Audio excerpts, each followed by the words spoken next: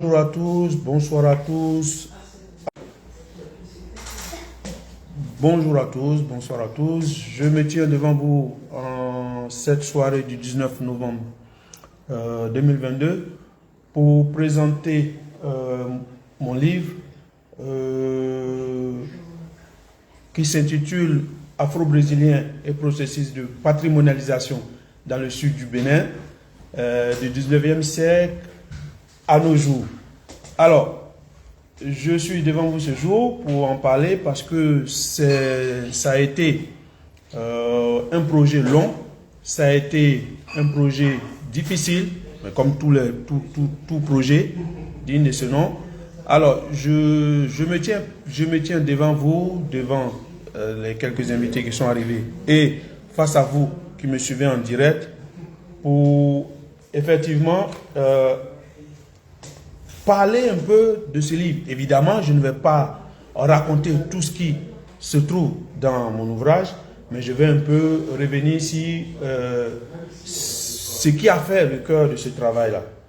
Et donc, il y aura plusieurs points que je vais aborder. Un premier point qui va parler de la présentation du cadre de l'œuvre. Et dans un second point, je vais voir quelques points de lexique. Dans un troisième point, je vais lire quelques extraits. Et enfin, je vais terminer par une présentation de quelques images que j'ai sélectionnées et que je vais expliquer. Après cela, il peut y avoir des échanges, quelques questions auxquelles je répondrai. Voilà. Et puis, il est prévu une séance donc, de dédicace à la fin de mon exposé. Alors, Afro-Brésilien, processus de patrimonialisation dans le sud du Bénin du 19e siècle à nos jours. Alors, dans ce travail-là, j'ai été confronté à différentes contraintes. Ok? C'est une thèse. L'ouvrage dont je vous parle aujourd'hui est issu d'une thèse de ma thèse en histoire de l'art de l'Université de Nantes. Et pour atteindre le doctorat, il faut évidemment passer par un Master 2. Et donc, la thèse que je fais est d'abord un long processus, même si je le mets dans mon titre, un long processus, mais c'est surtout un questionnement qui est venu à jour alors que j'étais en poste au musée da Silva de Porto Novo.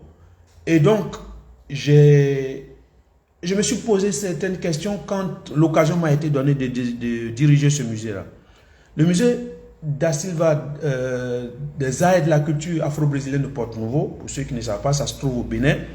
Et c'est un musée que j'ai eu la chance de diriger en 2011 et 2012. Alors, quand la direction de ce musée m'a été confiée, la question des afro-brésiliens est venue à jour. Je me suis intéressé au comment et au pourquoi. La question de la création du musée s'est faite jour. Et le fondateur de ce musée, Karim Urbain Elicio da Silva, m'a donné ses motivations, m'a expliqué comment il avait eu cette idée-là.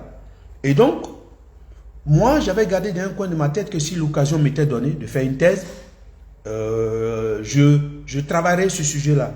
D'autant que de mon poste de directeur du musée à Porto Novo, il n'y avait pas tant que ça de travaux réalisés au sujet de cela. Et donc, pendant que je suis en poste au musée, j'essaie de mûrir mon idée, j'essaie de voir dans quelle mesure cela est faisable. Au départ, il n'est pas question de faire la thèse en France, évidemment, mais au Bénin. Mais plus le temps passait, moins je voyais bien que j'aurais l'occasion de pouvoir faire cette thèse-là au-delà d'un certain délai, d'un délai raisonnable. Alors, quelques blocages apparaissaient donc. Donc, je reprends à la fin après mon passage à la direction du musée, je décide un ultime challenge qui consiste à reprendre des études. Et je n'avais pas 20 ans, je vous l'assure. De reprendre des études. Je reprends des études, donc je décide de reprendre le master que j'avais fait, qui au départ s'appelait maîtrise. C'était une maîtrise que j'avais faite au sujet des masques Guélédé du Bénin, mais aussi des masques WEC de l'ouest de la Côte d'Ivoire. Donc, quand je reprends le master, quand le processus de Campus France me permet d'avoir une inscription, je m'installe à Pau et je reprends mon master cette fois-ci en me concentrant mes travaux uniquement sur les masques Guélédé. Ça se passe bien. En octobre 2015, je fais ma soutenance et finalement, il me faut, après la soutenance de Master 2 recherche, trouver un directeur ou une directrice qui accepterait de suivre mes travaux. Alors, je vous assure pour tous ceux qui m'écoutent, que ce processus-là aussi est complexe.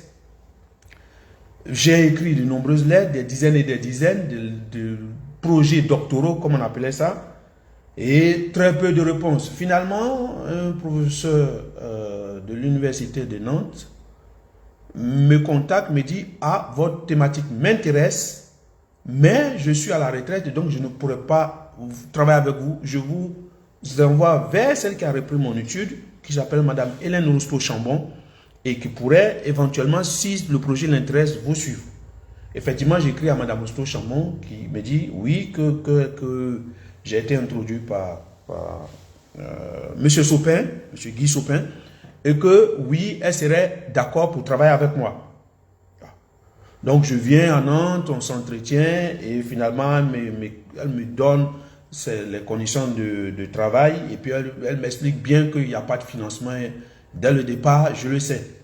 Donc le challenge, c'est accepter de faire une thèse de doctorat en gardant en tête qu'il n'y a pas de bourse, en gardant en tête que si je dois travailler sur mon idée de départ qui concernait l'architecture afro-brésilienne, il me faut forcément retourner au Bénin, au Togo et au Nigeria. Et donc, ça devient complexe. Mais, j'essaie de relever le défi quand même. Et ce défi-là, quand je conçois le projet doctoral, il y a des questions que je me pose. Quelles sont ces questions de départ-là? Alors, je me demandais à cette époque-là, quels aspects encore pouvaient faire l'objet de recherches et d'études stimulantes, puisque malgré tout, des gens avaient travaillé sur la question. Donc, et la thématique qui vient en toile de fond, c'est toujours la question de la traite négrière. Et les écrits ne manquent pas à ce sujet. Mais ma directrice de thèse m'a bien assuré que, quelle que soit la manière d'aborder le travail, j'apporterai toujours quelque chose. Et ça c'était quelque chose qui m'a encouragé. Et donc, j'arrive, je m'installe, je commence donc la thèse et elle me dit lors de la première année, non, monsieur, vous ne pouvez absolument rien faire maintenant, je vous demande de lire, continuez de lire, essayez de recenser, de lire tous les livres que vous ferez dans 6-9 mois, à la fin de cette première année, on va faire le point. Bon, je me sentais un peu frustré, mais j'ai appris en Afrique que le professeur ou la directrice de thèse a toujours raison. Et donc, je me mets à l'œuvre et puis je lis. Et dans mes lectures, je tombe sur un livre fondamentalement qui a changé ma réflexion autour de la question. C'est le livre de Verger qui s'intitule Flux et reflux de la traite des nègres entre le golfe du Bénin et Bahia de Todos Os Santos du 17e au 19e siècle. Ce livre-là a été un point très important dans la conception et dans la réélaboration de mon projet de thèse parce que le projet que j'avais pensé au départ et celui que j'étais en train de voir, s'il y avait un écart, ok, il n'y a pas que cet auteur-là. Il y a aussi Roger Bastide qui a publié plusieurs travaux sur les Afro-Brésiliens. Et moi, je remettais toujours les Afro-Brésiliens dans le cadre béninois, dans le cadre daoméen béninois. Et donc, pour délimiter de manière géographiquement mon thème de travail, il me fallait choisir des lieux. Donc, ayant déjà été en poste à Porto Novo, je savais que je pouvais réunir des éléments. Et quand on parle de la traite négrière dans cette région-là, il est fondamental de ne pas passer sous silence le rôle qu'a joué Ouida. Et donc, il va de soi que je choisis donc ces deux villes-là Porto-Novo et Ouidah. Alors, je disais tantôt que de nombreux auteurs ont travaillé sur la question. Roger Bastide, Paul Verger, et plusieurs chercheurs africains, notamment le professeur Kouenoudé, qui a travaillé sur des questions annexes à cela, Alain Sinou, Luc Nyakadja, Aimé Gonçalves, Kadi Attal, toutes ces personnes-là sont légitimes pour parler de questions soit principales, soit annexes à mathématiques du travail. Et donc, j'ai été amené à lire tous ces livres-là. Et finalement, je tombe sur un autre livre aussi qui me permet un autre regard sur les Afro-Brésiliens. C'est le livre de Milton Gouran, Abouda, les Brésiliens du Bénin. Alors, après avoir lu tout cela, la question demeurait la même. Qu'est-ce que moi je pouvais apporter alors que des travaux avaient déjà été réalisés à ce sujet-là? Pourquoi je pense que je peux apporter quelque chose à cette thématique des Afro-Brésiliens?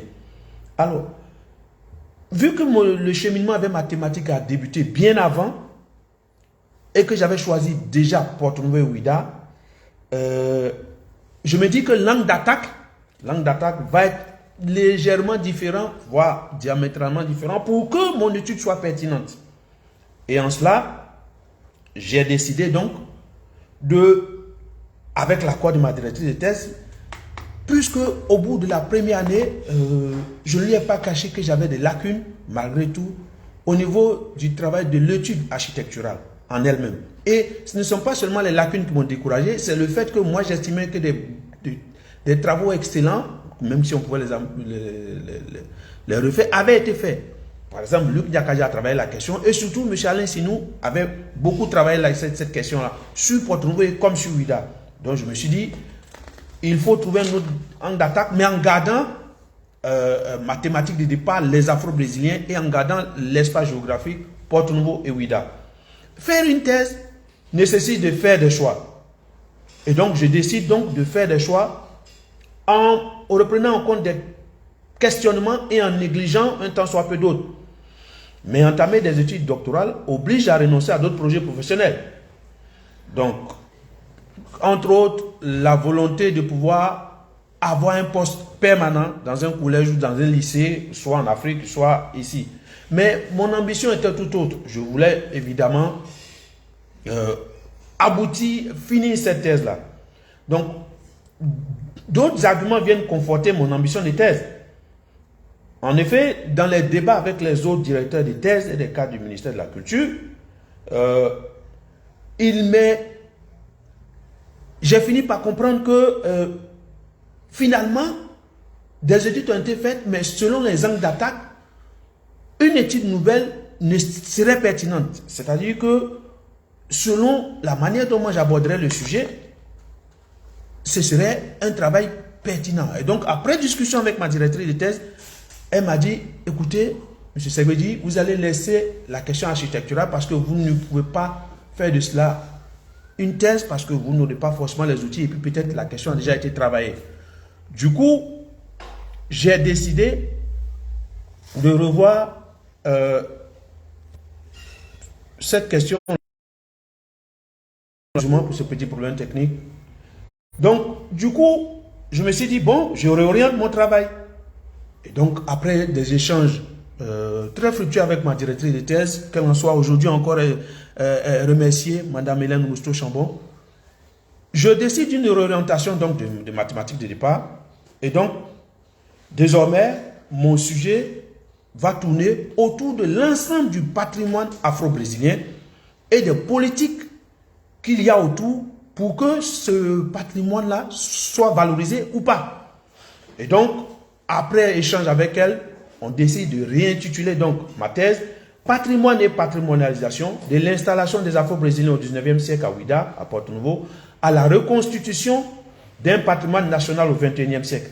Alors, ce travail ainsi intitulé, c'est la thèse. C'est 545 pages. Tous ces propos que je tiens me permettent d'aboutir à comment est-ce que le livre est paru, est sorti. Alors, c'est l'histoire d'une coïncidence, on va dire. Le labo dans lequel je travaillais en étant à l'université a fait passer une annonce comme quoi les éditions L'Harmattan lançaient un concours. Ok? Moi, j'ai vu le concours passer, je n'avais pas encore de poste d'enseignant, et donc j'ai postulé, j'ai participé au concours. Après, moi, j'ai oublié. 2-3 mois après, j'étais en cours avec mes élèves. Quand je reçois un message, et puis c'est marqué dessus contrat et tout ça. Donc, c'était les éditions L'Harmattan où je suis, dans le locaux des éditions L'Harmattan ici à Paris, qui m'écrivaient pour me dire, monsieur, le concours auquel vous avez participé, les 3 premiers prix, vous n'êtes pas parmi les trois premières thèses qu'on veut éditer, mais votre travail nous intéresse et on voudrait l'éditer. Ah bon? D'accord. Donc, moi, j'ai sauté sur l'occasion. Et j'ai choisi donc d'accepter de faire éditer ma thèse. Mais évidemment, une thèse de 545 pages, pour un premier livre, ça faisait trop. Donc, ils m'ont demandé gentiment si je pouvais compacter un peu mon travail pour le rendre acceptable, idéalement, à moins de 300 pages, ce serait bien. Donc, j'ai été obligé de faire un travail de relecture, de remise en forme, de réagencement des idées. Et honnêtement, c'est comme une nouvelle partie de thèse à faire parce que avant de commencer, je me disais que ça ne prendrait pas du temps, mais finalement, c'est un travail assez prenant. C'est un travail qui est lourd, c'est un travail qui est plus pointu encore que l'écriture de la thèse. Et donc, ça me prend environ 6 mois et j'y arrive. On arrive avec des référents des éditions L'Harmattan. On finit par... on achève les corrections et donc on aboutit à ce livre-là. Ok? Patrimoine afro-brésilien et processus de patrimonialisation dans le sud du Bénin de la fin du 19e siècle à nos jours et donc préfacé par ma directrice de thèse, Hélène Mousto-Chambon. Alors, puisqu'on a pu aller jusqu'au bout et que le livre est finalement paru, alors, les éditions L'Harmattan m'ont demandé certains éléments. Évidemment, la thèse de 545 pages, ce n'était pas possible. Je suis d'accord. J'ai revu de fond en comble certains éléments. Mais celui qui lit ce livre, celui qui l'achète, celui qui le lit, que ce soit la version numérique ou la version papier, il aura tous les éléments, 75 à 80% des éléments de ma thèse. C'est seulement certains éléments qui n'apportent pas forcément de pertinence à un lecteur que j'ai enlevé, mais fondamentalement, il comprendra ma thèse. Alors, pour ceux qui n'ont pas le livre, je vais quand même faire un effort, il faut que j'en parle pour que ça intéresse, c'est aussi le but de cette présentation. Alors, le livre garde le même plan que ma thèse. Ok? Il y a 3 grandes parties. La première partie s'intitule La traite négrière à la conscience patrimoniale. Là, c'est de l'histoire, c'est la constitution des royaumes de Porto-Novo, la constitution de Ouida, comment Ouida se fait annexer par le royaume de Dahomey ou d'Abomey, comment Ouida finit par acquérir sa place de port très important dans le trafic négrier. Ce sont les faits, ce n'est pas moi qui l'ai inventé. Dans la deuxième partie, je reviens sur la richesse du patrimoine afro-brésilien. Et là, je commence par les conditions, le contexte du retour de ces afro-brésiliens-là. Pourquoi ils reviennent en Afrique? Dans quel cadre ils reviennent? Comment ils constituent cette communauté-là? Et pourquoi ils s'installent dans des régions précises?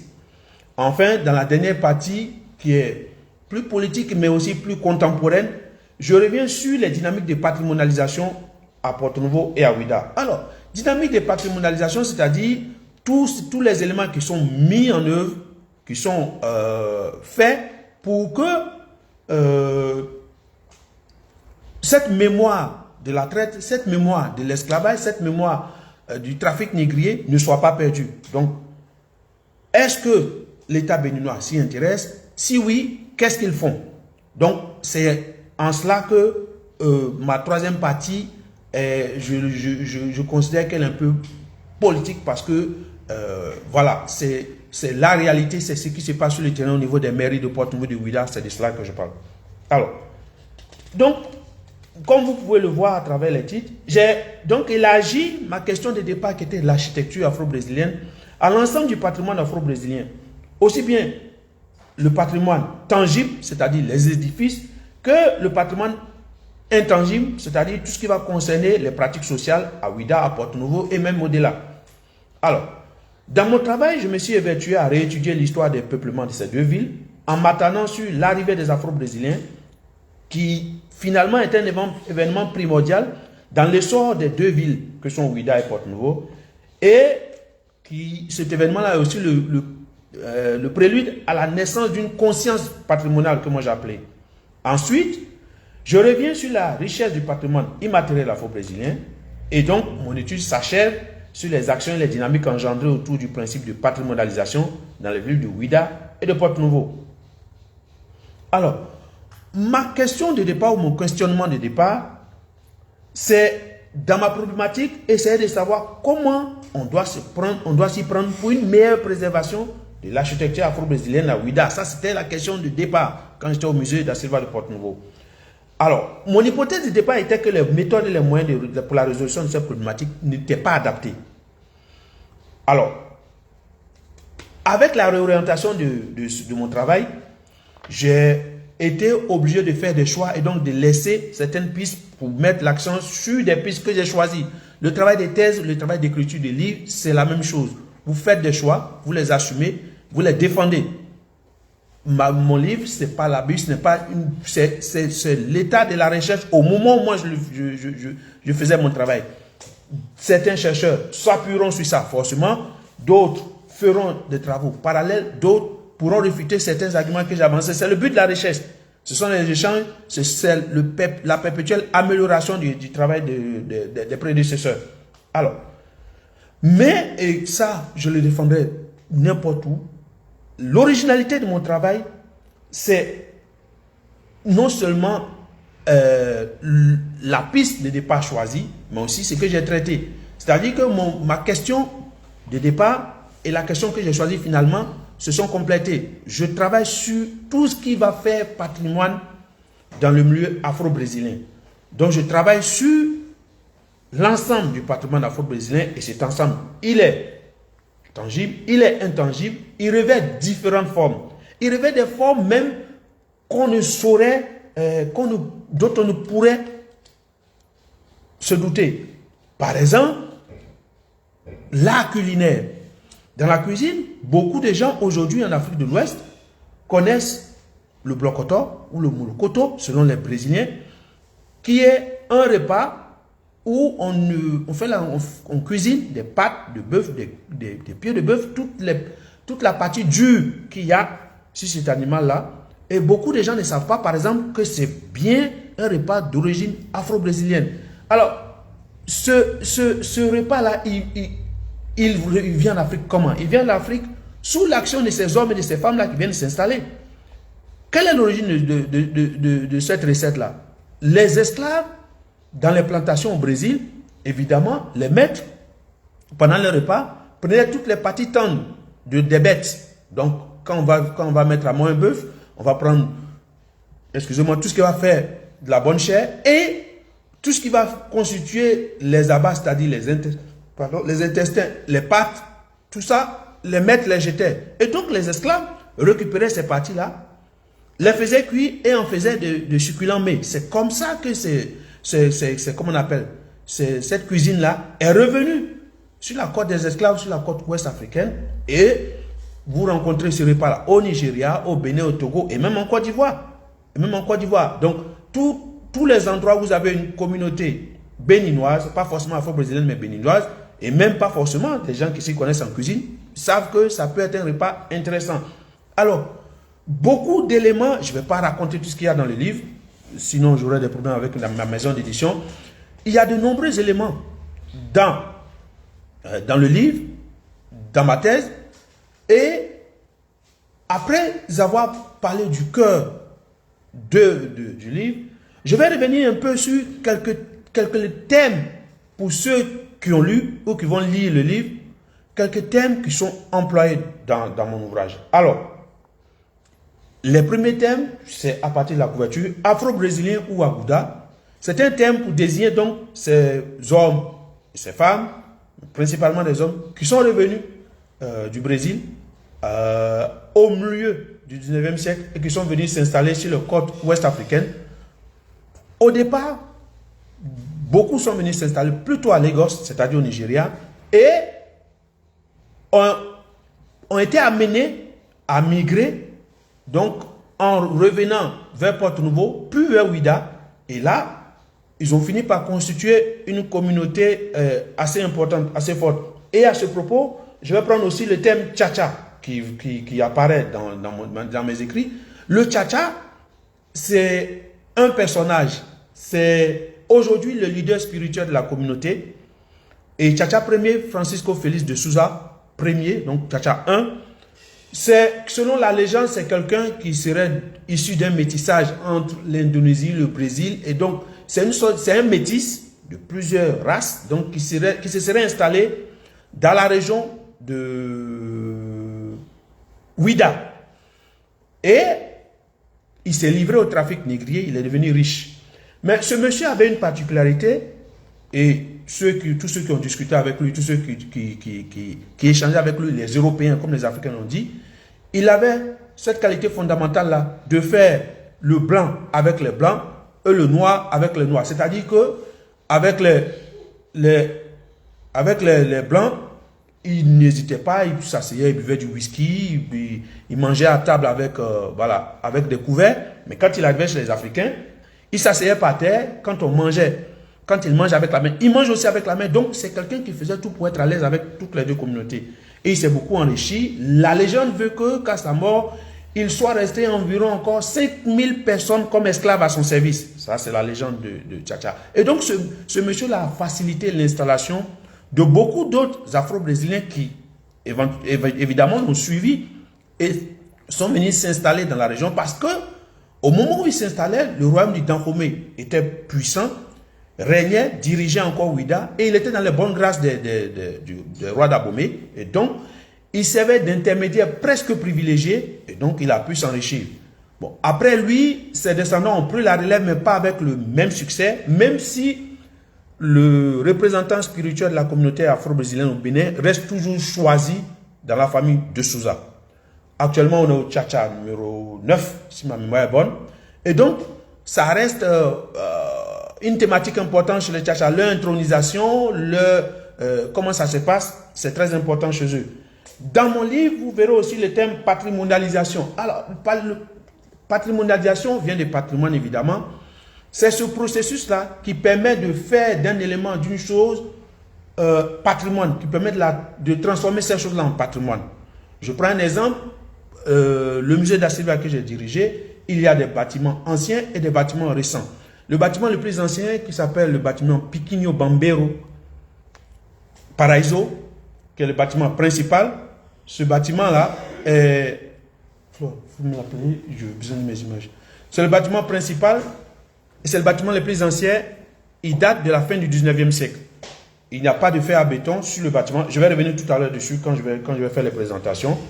Et donc, c'est ce processus-là qui permet de faire partie, de transformer un élément lambda en patrimoine, en élément important dans le patrimoine. Alors, il y a la dynamique de patrimonialisation, c'est l'étude de la troisième partie. Les dynamiques de patrimonialisation, ce sont les dynamiques. Ce sont tous les éléments qui vont graviter autour de la manière dont un élément devient patrimoine. Ok? Dans le livre, si vous le prenez, vous rencontrerez le thème Aleijadino Jardino. Alors, l'Aleijadino, son surnom, c'est le petit estropié. Le petit estropié, c'est le surnom qui a été donné à un architecte mulâtre brésilien qui a participé à la construction des plus grands édifices brésiliens de l'époque. Les édifices religieux, églises, notamment. Surtout les églises, les grands édifices de l'époque, c'était un architecte nègre qui était estropié, qu'on appelait le petit estropié. Il est l'inspirateur selon les éléments que j'ai pu recouper, c'est de son travail que se sont inspirés la plupart des premiers maçons afro-brésiliens qui seraient venus sur la côte ouest africaine. Il n'y a pas que lui. Alors, j'ai cité tout à l'heure Piquinho Bambeiro Paraíso. Il y a un édifice à son nom. Ce monsieur, son surnom c'est Bambeiro, mais ça aurait dû dire Barbeiro, parce que c'était un barbier à Salvador de Bahia. Et lors des révoltes qui ont fini par aboutir au reflux des Afro-Brésiliens, ce monsieur est venu s'installer à Porto-Novo Alors, c'est l'arrière-grand-père, je crois, de l'actuel directeur du musée da Silva, M. Karim da Silva. Et donc, c'est quelqu'un qui a eu un rôle prépondérant parmi la communauté afro-brésilienne. Ok?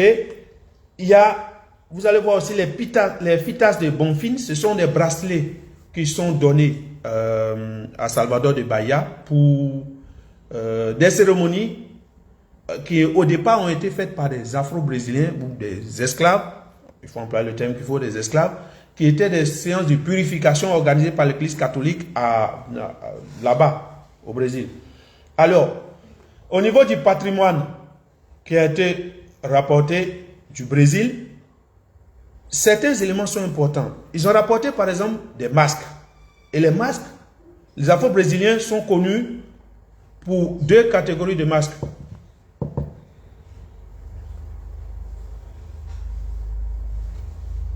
Deux catégories de masques, principalement les kaletas et les bourrians. Alors les kaletas et les bourrians, c'est deux catégories de masques qui au départ ont été faits par les esclaves pour se moquer, on va dire ça, pour se moquer du maître sans qu'il le sache. Parce que c'est pas nominatif. Le masque n'est pas nominatif, mais par des traits grossiers, ils essaient de mimer ce que le maître fait, et avec des pas de danse. C'est de là que viennent les premiers kaletas, mais aussi les masques bourriens. Alors, dans mon livre, si vous le lisez, vous rencontrerez aussi des termes comme lieu de mémoire. Alors, le lieu de mémoire, il est différent selon le pays où l'on se trouve, de quel point de vue on se place. Le lieu de mémoire, c'est un lieu qui fait mémoire, c'est-à-dire qui va servir pour se souvenir, pour se rappeler. Ouida, potentiellement, tout l'ancien Ouida, c'est un lieu qui fait mémoire. J'ai vu un documentaire dont je ne me rappelle plus vraiment le titre, où un des intervenants béninois disait que à certains moments de la nuit, on entendait des gens gémir. On ne voyait personne, mais on entendait des gens gémir. Et c'est sur le parcours de la route de l'esclave. La route de l'esclave, c'est autre chose qui est aussi contenu dans mon livre. C'est mis en mémoire, c'est la manière dont on a mis en mémoire des éléments qui permettent de figurer le parcours de l'esclave avant son embarquement pour le nouveau monde. Il y a l'ancien parcours, l'ancien itinéraire de la route de l'esclave en cette étape, mais les autorités béninoises pensent actuellement à un nouvel itinéraire qui serait un itinéraire enrichi et qui démarrerait depuis l'intérieur du pays, c'est-à-dire depuis des régions comme Dassa, pour aboutir à la mer, c'est-à-dire la porte du non-retour. Alors, si ceux qui me suivent dans la salle comme ailleurs le permettent, j'ai choisi quelques extraits que j'aimerais lire et vous allez vous-même vous faire une idée du travail, de la recherche qui a été faite à ce sujet. Alors, à la page 40-41, par exemple, je reviens sur le contexte d'apparition, selon les recherches que j'ai faites, des premiers Européens sur les côtes de Ouida. Alors, la découverte des populations de cette région n'est pas la conséquence d'un plan d'action mis en place par les Européens primo-arrivants, mais la conséquence d'une opportunité que les négriers ont exploitée. Jean-Norbert Vignondé et Alain Sinou rappellent à ce propos que c'est sous le règne du 8e roi de Ouida, le roi Passé, qu'un paysan nommé Pater, travaillant dans son champ près de la côte, aperçoit sur la mer un navire. Impressionné, il agite un pagne qu'il attache au bout d'un bâton. Les marins portugais qui sont sur le bateau remarquent ces signes et décident d'y envoyer une barque, considérant que l'endroit est habité. Pour la première fois, des hommes blancs aux oreilles rouges, entre guillemets, sont vus dans le royaume. Extrêmement surpris, Pater et les autres habitants les nomment Zodiaguet, c'est-à-dire le feu est parvenu jusqu'au rivage. En effet, les Africains décrivaient les hommes blancs comme des êtres de feu. Après la peur et l'étonnement, les Portugais sont conduits auprès du roi de Savie, qui leur accorde l'hospitalité et leur offre des vivres et des cabris, tandis que les Européens offrent au roi des cadeaux, notamment des tissus et des miroirs. Il semble jusqu'à cette arrivée, qui intervient vers la fin du 15e siècle, toute la région côtière de l'Afrique de l'Ouest soit exempte d'occupation étrangère. Voici un extrait que je viens de vous lire qui donne l'une des versions sur l'apparition des premiers Européens sur cette côte-là ouest africaine. Ok? Ils sont venus un peu par accident, beaucoup par accident. Ils sont venus par accident et ils se sont installés. Donc, voici un peu ce qui s'est passé. Autre extrait qui peut vous parler, l'intronisation du Tchatcha, par exemple, que j'ai à la page 145-146. Alors, la cérémonie publique. Alors, je veux juste revenir sur ce qui lui est dit, je crois. Laissez-moi retrouver. Donc, dans le cas de Don Feliciao de Souza, qui est le Tchatcha 8, M. Germain de Souza est celui qui amène le nouveau chef choisi sur le trône. Il est aidé dans cette fonction par 2 autres membres du conseil. Le rituel veut que ces personnes fassent asseoir le Tchatcha et le fassent lever 3 fois avant de l'installer définitivement dans le trône. La plus âgée des tantes met alors sur sa tête une casquette semblable à celle de Don Francisco. Le Vigan lui donne ensuite la clé symbolique de Simboumen. Et l'un des membres du conseil, généralement le Vigan, déclare les mots suivants en lui remettant le petit bastion en ivoire, symbole de ses fonctions. Devant Dieu et au nom de Don Francisco Félix de Souza, je te donne la récade, le sceptre, d'autorité, symbole du commandement de la famille de Souza. Ce personnage illustre à la fois Don Francisco avec le côté aventurier et pragmatique, mais aussi ses successeurs avec la mise en valeur du côté brésilien et son arrivée sur les terres africaines dahoméennes. De cette manière, la famille récupère symboliquement, par l'intermédiaire de l'image de ses chefs, ses origines et ses racines dans la création de l'évolution du Dahomey Bénin. Alors, cet extrait que je lis est important dans la mesure où c'est un extrait qui pose un peu les conditions de l'intronisation de ce souverain. Ce n'est pas un souverain, mais de ce chef spirituel-là. La figure de Tchatcha compte quand on parle des Afro-Brésiliens. Ok? Alors, un dernier extrait, et je vais passer à un autre élément de ma présentation, 102 et 103. Alors, cet extrait parle du lien que les Afro-Brésiliens n'ont jamais voulu rompre avec le Brésil, même s'ils dénonçaient les situations. Même s'ils dénonçaient les situations au Brésil, revenus en Afrique, ils n'ont pas voulu définitivement couper ce lien-là. Alors, Roger Bastide tente une explication quant à la persistance des cultes traditionnels durant l'esclavage et même lors du retour de certains esclaves afro-brésiliens dans le golfe de Guinée. Il estime que la première raison est le rejet de la société esclavagiste du Brésil dans laquelle ils vivent. Ils se tournent nostalgiquement vers l'Afrique. Spirituellement, ils continuent d'avoir des relations avec le continent perdu, donc de garder des liens. Avec le temps, les esclaves s'organisent et forment des prêtres vaudous.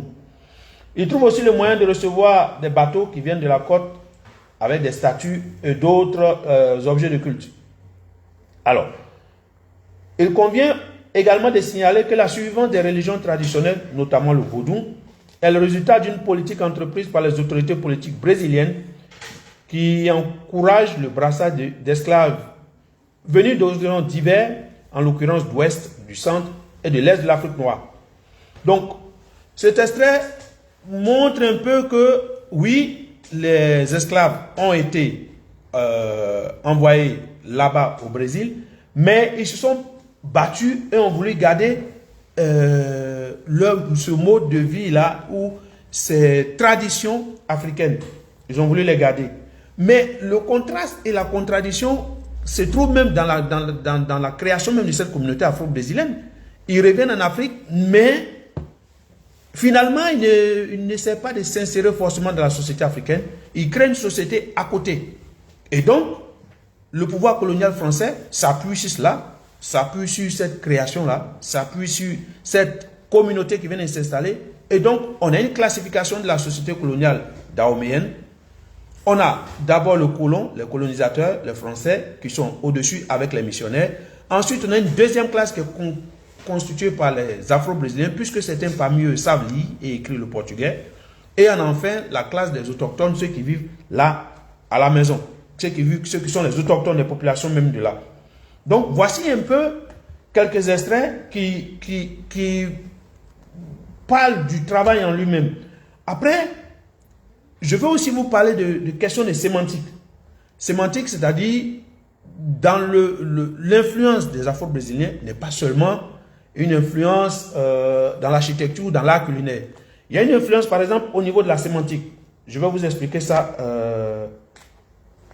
simplement. Alors, des thèmes, pour ceux qui comprennent un peu le fond, des thèmes deviennent importants. Regardez par exemple, en fond, le terme matelas, c'est dit akama. Pour ceux qui parlent fond, matelas signifie akama. Et en portugais, ça se dit kama. C-A-M-A. Donc, on arrive donc, on fait passer ce mot-là du portugais au fond, qui est la langue locale, une des langues locales du Bénin, et donc du sud du Bénin. On a par exemple le terme altar. Altar signifie en portugais hôtel. Mais le fond, par exemple, quand ils parlent de l'église, quand ils veulent désigner l'hôtel, ils disent ata. Ata dit sur l'hôtel. C'est la même chose. En portugais, le catéchisme, ça se dit catéchismo. Et en fond, ça se dit catéchismo. Donc, l'influence est aussi sémantique, elle est aussi au niveau de la langue. Le sacrement, en portugais, ça se dit sacramento. Et en fond, ça se dit sacramento. Alors, vela signifie bougie en portugais. Et en fond, on dit aussi vela. Donc, voici un peu, sur le plan des langues locales, comment cette influence des Afro-Brésiliens s'est encore implantée. Ce n'est pas seulement au niveau de l'architecture, ce n'est pas seulement au niveau de l'histoire, c'est aussi au niveau de la langue. Beaucoup de termes vont être tirés du portugais. Ok? Alors, je continue mon exposé maintenant parce que je vais essayer de vous projeter certaines images en espérant que ça va pouvoir... tu peux faire défiler pour moi ou pas? Bon, vous n'allez plus me voir, mais vous allez voir au moins les images et m'entendre. Ok? Alors, là, je fais défiler un peu. Asseyez-vous, chaud de fer. Oui. La première image que vous voyez, c'est l'image qui est sur la couverture du livre. C'est beaucoup vont peut-être penser à une église, mais c'est bien une mosquée. Et c'est cette image-là, pour la petite anecdote, qui a fait que ma directrice a accepté de travailler avec moi. Parce que je suis venu et dans mon exposé, je lui ai dit, Madame, est-ce que vous pouvez me dire ce que ça dit? Mais non, c'est une église. Je lui ai dit, non, non, non, ça c'est bien une mosquée. C'est une mosquée qui est chez moi. Et donc c'est la première mosquée afro-brésilienne, la première mosquée construite par des afro-brésiliens. Comme vous pouvez le voir, ça a un peu le plan, pour ceux qui sont assez observateurs, ça a le plan général d'une église. Mais à la fin, tout en haut, vous avez un minaret qui a été posé pour bien montrer que c'est une mosquée. Simplement, c'est le résultat de quoi? C'est parce que ces esclaves, quand ils arrivent à Porto-Novo, ils se disent, nous ne sommes plus chrétiens. Parce qu'on a trop souffert, nous sommes musulmans. Ah, vous êtes musulmans? D'accord, du coup, si vous êtes musulman et que vous savez construire, parce que certains étaient maçons pas mieux, est-ce que vous pourriez nous aider à construire une mosquée? Ah, le souci c'est qu'ils ne construisaient au Brésil que des églises. Donc ils prennent le plan général d'une église et à la fin ils se rappellent que oui, la mosquée ça se termine par un croissant de lune et donc on enlève le clocher et on pose et ça donne cette mosquée là. Alors, seconde image, l'image celle que vous voyez là, le premier bâtiment, c'est la maison du patrimoine de Porto-Novo. En fait, c'est dans les murs de cet immeuble-là ou cet édifice-là que beaucoup d'éléments de ma thèse ont été pensés. L'ancien directeur de la maison du patrimoine de Porto-Novo, qui est mon ami, qui est professeur à l'université du Bénin, professeur René, je vous salue, c'est lui qui a été le directeur et cette maison a été restaurée parce que c'est une maison afro-brésilienne qui s'appelait la maison Migan. Et donc la mairie de Porto-Novo s'en est emparée pour ne pas perdre entièrement l'édifice et a donc fini la restauration de cet édifice-là en 2007. Donc le plan général a été gardé, mais l'édifice a été restauré. Donc la caractéristique principale, c'est beaucoup de fenêtres, beaucoup d'entrées, beaucoup d'aération. Okay? Et donc, c'est la caractéristique des édifices afro-brésiliens. Alors, sur la troisième image, c'est moi qui suis à genoux devant le roi de Porto-Novo. On était à une entrevue, l'actuel roi de Porto-Novo, je suis à genoux devant lui, parce qu'on est allé le voir dans le cadre de recherche avec des amis docteurs. Et donc, il nous a reçus, il nous a raconté, on voulait avoir son point de vue sur le rôle des Afro-Brésiliens, ou non, pas des Afro-Brésiliens, sur son rôle de médiateur quant à la création éventuelle d'un nouveau musée à Porto-Novo. Donc, il nous a reçus, et donc, c'est ce qui fait que j'étais à genoux devant lui. Alors, ces deux images, c'est le même endroit. C'est l'intérieur du fort portugais de Ouidah, avec tout au fond, c'est pas forcément visible, ce sont des canons d'époque qui étaient utilisés par les Portugais quand ils étaient au musée. Et donc, voici l'édifice même de l'ancien fort portugais, aujourd'hui musée d'histoire de Ouidah. Alors, l'édifice suivant, c'est la cathédrale Notre-Dame de Porto-Novo. Ce n'est pas un édifice afro-brésilien, mais c'est un lieu fréquenté par les afro-brésiliens. Et donc, il fait partie de l'ensemble des éléments que j'ai étudiés pendant que je faisais ma thèse. Donc, ça, c'est la cathédrale Notre-Dame de Porto-Novo. L'image en dessous, là, je suis assis sur la chaise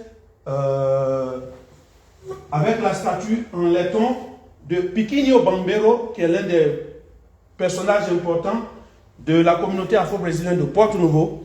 Et donc, cette image-là se trouve dans le musée da Silva de Porto-Novo. Alors, je suis sur maintenant le patrimoine culinaire. Donc, pour ceux qui connaissent, qui regardent, c'est bien le blocotor, c'est ça, les pâtes de bœuf à faire cuire. Et ensuite, un repas de haricots. À Carajé, ça s'appelle au Brésil, et même à Porto-Novo, cette expression est utilisée. La cuisson de haricots, tout le monde peut le faire au Bénin, mais à Salvador de Bahia, par exemple, n'importe qui ne peut pas faire cuire du haricot. Il faut être un initié carrément à Salvador de Bahia. Ils sont encore dans cette optique-là. Alors, au niveau de l'art culinaire, je continue. Là, c'est un repas d'ablo. Et donc, forcément, beaucoup de frères africains qui m'écoutent connaissent. Mais ça vient bien, c'est bien le repas afro-brésilien, c'est bien le résultat de ce changement-là de l'Afrique à l'Europe, de l'Afrique au Nouveau Monde, l'Amérique, et puis du retour en Afrique.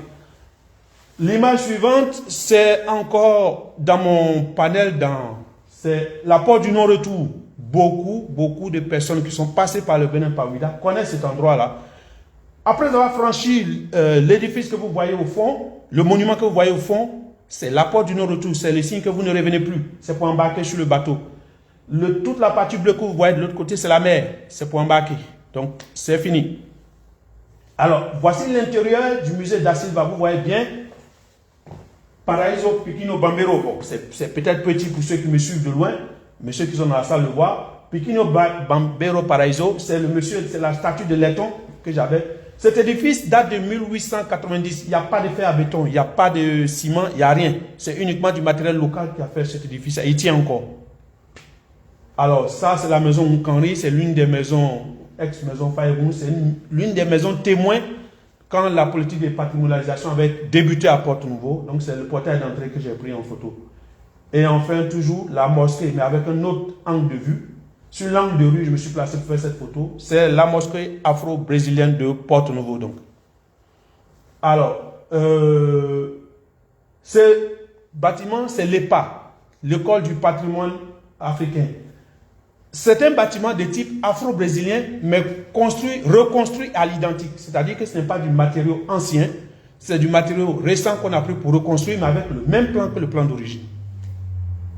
Enfin, cette photo-là, c'est à l'occasion de notre visite chez le roi de Porto-Novo qui m'a permis de faire cette photo. C'est le domaine du Vaudou Yadoumé. Le roi de Porto-Novo a une sorte de Vaudou, donc de divinité, qu'il est tenu, à laquelle il est tenu de faire des libations. et c'est le domaine de ce volume-là. Donc, cet espace-là était construit était conçu au départ pour faire partie du nouveau musée qu'on devait construire à Porto-Nouveau, mais les informations que j'ai en ma possession montrent que ça a été changé. Donc, c'est un musée, c'est un nouveau musée qui devait être construit et cet espace-là était dedans. Alors, après avoir mûrement réfléchi le projet, en 2018, le projet tenait encore, mais l'année passée, avec les informations que j'ai eues, le projet a été abandonné parce que finalement, ça revenait cher. Donc, ils vont réduire la taille du musée qui va être construit. Et finalement, ce domaine-là ne va plus être rasé parce que le roi nous expliquait que lui n'avait qu'une seule faveur qu'il demandait, c'est que le domaine soit exempté, c'est-à-dire qu'on puisse le contourner dans la conception du nouveau musée. Voilà un peu, je ne sais pas s'il y a encore, je n'ai pas le compte exact. Bon. Alors, donc, je voulais faire rapidement le tour de quelques images que je voulais montrer. Alors, pour ceux qui sont en ligne, ceux qui ont partagé, est-ce qu'il y aurait, je vous prends d'abord vous, avant de éventuellement demander à ceux qui sont en face de moi, s'ils auraient des préoccupations, des questions, des éclaircissements éventuels, si je peux aider, si je peux répondre, voilà, je prendrai. Je remercie tous ceux qui prennent la peine de m'écrire des messages. Louis Steven, Padre, Foussé Nindiara, merci, Ousmane Sango, oui.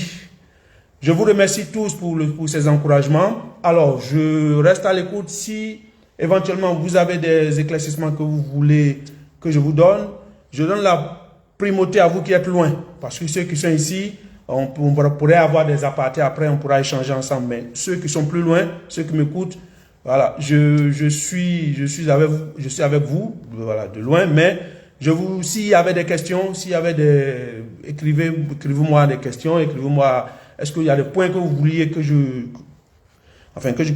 j'éclaircisse de nouveau, en fait. Donc, voilà un peu ce que je voulais dire aujourd'hui, ce soir, hein, sur la présentation de ce livre-là. Je remercie encore les éditions L'Harmattan de m'accueillir, de me permettre de faire un peu de communication autour. Il est possible que je sois amené à en faire dans ma ville de résidence à Nantes.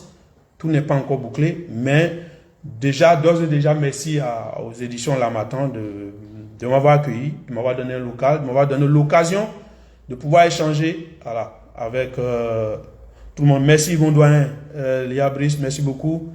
Merci à vous, merci à tous ceux qui ont suivi, qui ont partagé, merci à vous.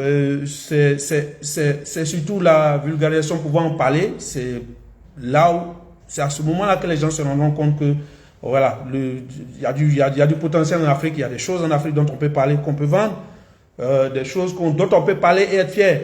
Alors, l'histoire, c'est qu'elle est. Au départ, quand j'ai commencé mon étude, beaucoup m'ont dit, mais tu sais, la question de la traite négrière, c'est une question sensible, il faut savoir en parler. Mais non, ce n'est pas en passant les informations sous silence qu'on n'en parle plus, non. Les descendants de Tchatcha, par exemple, qu'on aime souvent indexer pour dire, vous, votre papa, votre aïeul était un négrier notoire. Alors, il n'en était pas plus fier que ça, hein. C'était du business. L'activité négrière était du business pour les Noirs africains, pour certains. C'est-à-dire que c'était le moyen le plus sûr de vendre et de s'enrichir. Donc, évidemment, avec le recul, avec les siècles, c'est un commerce honteux, oui, mais on ne va pas stigmatiser ceux qui sont les descendants de celui qui a mené cette action, parce que l'histoire est ce qu'elle est, il faut avancer avec. Ok? Il faut en parler pour ne pas que ces gens d'erreur se répètent, mais il faut pouvoir en parler. Un patrimoine, c'est quelque chose qui a eu lieu, c'est une histoire dont on doit parler. Il n'y a pas que ça, il y a des conséquences positives, il y a les édifices, il y a d'autres choses dont on peut parler, mais c'est une histoire globale. Il ne faut pas prendre un pan et dire que, voilà, stigmatiser une catégorie de population. Donc, c'est aussi l'objectif de l'apparition de ce livre-là. J'espère que l'information ira aux autorités, l'information ira dans les oreilles de bonnes personnes. Voilà, mon but, c'est pouvoir en parler, pouvoir partager avec le maximum de personnes, pouvoir dire à toutes ces personnes-là, c'est l'histoire, c'est comme ça, Il faut avancer, il faut faire avec, il faut pouvoir en parler sans amertume, sans honte, sans fierté, mais c'est l'histoire, il faut pouvoir en parler. Ok, des personnes, des millions de personnes ont été vendues, des millions de personnes ont été perdues à tout jamais pour l'Afrique, mais l'Afrique est là, l'Afrique vit, l'Afrique est debout. Nous sommes les descendants de cette Afrique-là qui veut pouvoir parler avec ses propres mots. Il ne faut pas que ce soit d'autres personnes qui écrivent notre histoire pour nous. Nous aussi, nous avons les outils, nous aussi, nous avons les capacités de pouvoir parler de notre histoire. On n'est pas tenu de chaque fois suivre ce que les autres ont fait. Donc, voilà un peu le but de cette présentation-là. Si je remercie toujours ceux qui m'adressent des félicitations. Je remercie tous ceux qui ont pris la peine de m'écouter, qui sont venus. Oui, dans la salle, je pense que les questions, ça va être en aparté. Je remercie tous ceux qui sont venus, tous ceux qui m'ont écouté, qui m'écoutent. Donc, s'il n'y a pas de questions, je vais devoir arrêter le direct, sauf si des gens ont des préoccupations. Et il ne me reste qu'à vous dire encore merci. Merci de m'avoir écouté. Merci d'avoir suivi les éléments que j'ai voulu partager avec vous.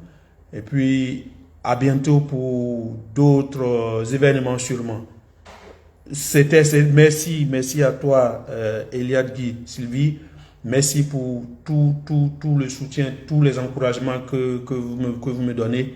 J'en fais bon usage. C'est Guiglo qui gagne. Hein, je n'ai vu que des gens de Guiglo m'écrivent. Je parle du Bénin, mais ce sont des gens de Guiglo qui me boostent. Donc voilà, je ne me réunirai jamais sur ce plan-là. Je suis issu d'une dualité de deux pays et ça, c'est ma marque, c'est ma griffe, personne ne va me l'arracher. Je suis bien des Guiglo. Je parle du Bénin, mais je suis des Guiglo. Donc, je vous remercie tous. Je remercie tous ceux qui m'ont suivi, tous ceux qui ont voulu. Je tiens à m'excuser pour le retard. J'avais dit 18 heures sur l'information de départ que j'avais passée. Mais pour des raisons indépendantes de ma volonté, il y a eu beaucoup de retard. Je tiens à m'en excuser. Je vous dis merci. Je vous souhaite une bonne soirée à tous autant que vous êtes partout dans le monde. Je vous remercie encore de m'avoir écouté. Merci. Au revoir à tous.